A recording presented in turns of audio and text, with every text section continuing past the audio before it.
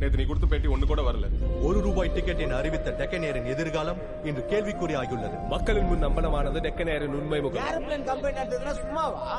அதான் பாத்தீங்க, ஏரோப்ளேன்ல நம்மளுக்கு இல்லையா, பணக்காரங்களுக்கு தான். டிஜிசிஏ விசாரணையில் லஞ்சம் கொடுக்கப்பட்டுள்ளதாக பரேஷ் கோஸ்வாமி கேள்வி எழுப்பியுள்ளார். நம்ம கொடுத்த விளம்பரம் கூட எங்க ஒரு மூலையில போட்டிருக்காங்க. நம்ம ஆசைப்படுற தெரிஞ்சுக்கிட்டு நல்லா ஏமாத்துறாங்க. நம்மள யாரும் பேச கூட விட மாட்டேங்கிறாங்கடா. பாதுகாப்பு இன்மை காரணத்தால் டெக்கனேர் நிறுவனம் இன்று முடிவுக்கு வந்தது. மக்களுக்கு நம்ம மேல இந்த நம்பிக்கையை உடைச்சிட்டாங்க.